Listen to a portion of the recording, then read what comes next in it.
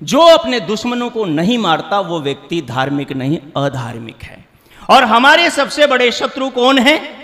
हमारे सबसे बड़े शत्रु कौन है? जो हमारे सब ओर बैठे हुए हैं और हमारी सीमा के बाहर नहीं महानुभाव, हमारी सीमाओं के भीतर घुस गए हैं, हमारी सीमाओं के भीतर घुस गए हैं, हमारे गले मोहल्ले के अंदर आ गए हैं और हमारे परिवारों के अंदर कई प्रकार से, कई ढंग से प्रवेश कर चुके हैं। यदि उन शत्रुओं से यदि हम आज मुकाबला करने के लिए एकत्रित नहीं हुए, योजना नहीं बनाई और एक धारा बनाकर यदि हमने संघर्ष नहीं किया, तो हम देश को, राष्ट्र को, आने वाली पीढ़ियों, दूसरे हाथ में त्रिशूल भी होना चाहिए।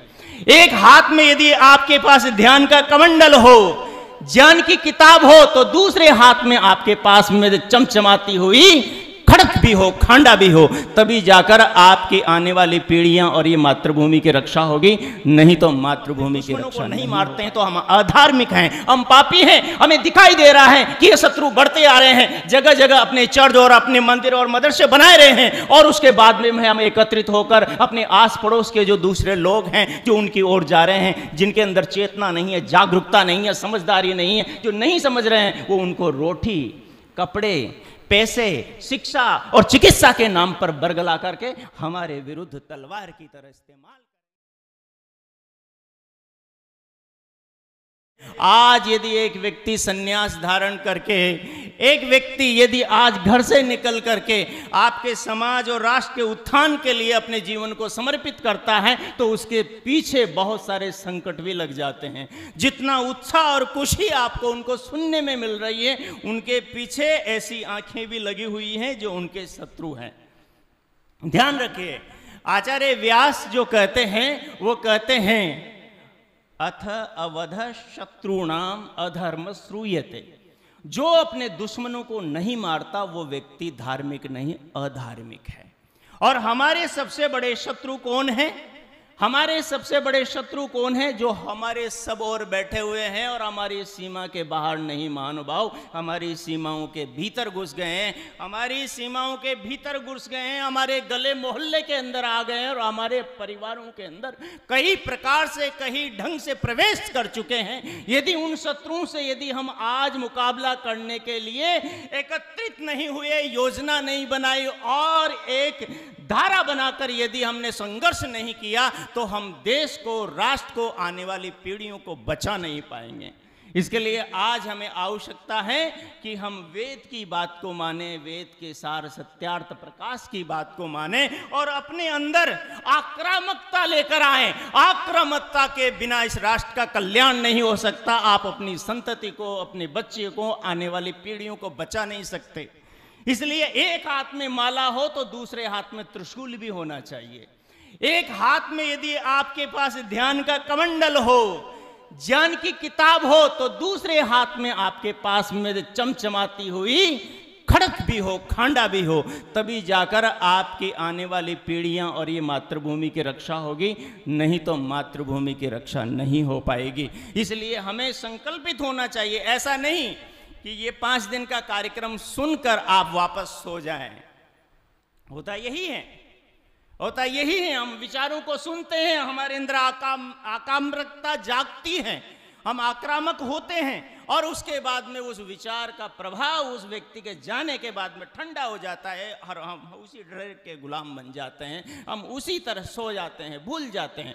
हमारे जो दुश्मन हैं, जो विधर्मी हैं, वो जानते हैं उनकी विचारधारा गलत है, वो जानते हैं कि उनके सिद्धांत गलत है, वो जानते हैं कि उनकी किताबें गलत हैं। उसके बाद में भी संगठित होकर अपने कार्य क्षेत्र को आगे बढ़ा रहे हैं और हमारे घर तक पहुंच गए हैं। जो व्यक्ति अपनी गलत बात को, जो अपने गलत मतों को, जो अपने गलत विचारों को भी लेकर संसार के अंदर इस प्रकार से तीव्रता से बढ़ रहे हैं, तो उसके पीछे कारण क्या है? संगठन। उसके पीछे कारण क्या है? एकजुटता। उसके पीछे कारण क्या है? योजना। उसके पीछे क्या कारण है? निरंतरता। हमारे अंदर निरंतरता नहीं, हमारे अंदर एकजुटता नहीं, हमारे अंदर एक दूसरे के प्रति वो श्रद्धा, वो दृष्टि नहीं कि चाहे उसके अंदर इधर उधर की हजारों कमियां हो, लेकिन हमें अपने राष्ट्र को बचाने के लिए उसके सहयोग की आवश्यकता है, एक संगठन की आवश्यकता है।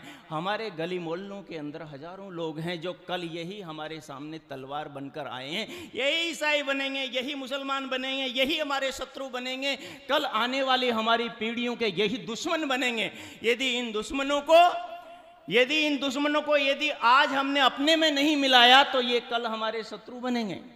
इसलिए हमें चाहिए कि हम अपनी दीवारों के बाहर भी निकलें, हमें चाहिए कि हम अपने सुखों के बाहर भी निकलें और बाहर निकलकर गली मोहल्लों में जाएं, लोगों से मिलें, उनके साथ बातचीत करें। अरे आपके पास में इतनी संपदा है, आपके पास में वो धरा का ज्ञान है, वो विश्व विधाता का ज्ञान है, जिस भगवान ने इस धरती को आर्यों के हाथ में सौंपा है, और उस भगवान ने कहा है कि हे आर्यों, इस धरती की तुम रक्षा करना।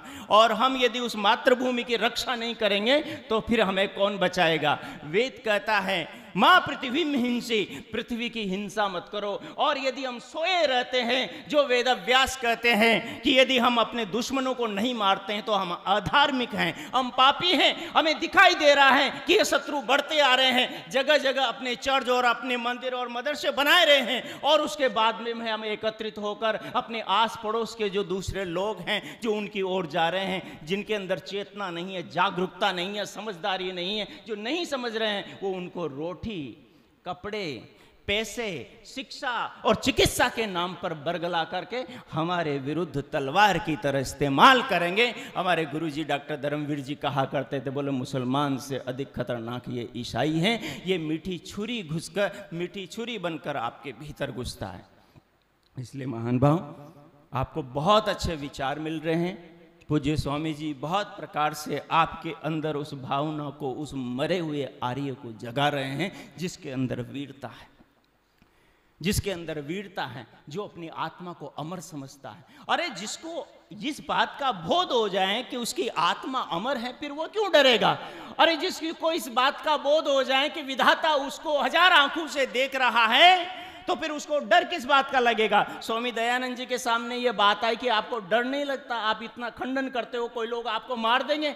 महर्षि कहते हैं, मुझे दिखाओ ऐसा संसार में कोई आदमी के जो मेरी आत्मा को मार सके। अरे शरीर तो नश्वर है, आज नहीं तो कल चला जाएगा, लेकिन आत्मा को संसार में कोई नहीं मार सकता।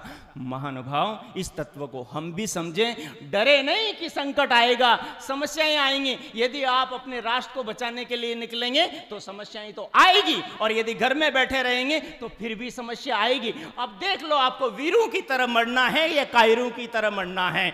अपने ही बच्चों से आगे आने वाले इतिहास में यह कहलवाना है कि तुमने क्या किया हमारे लिए।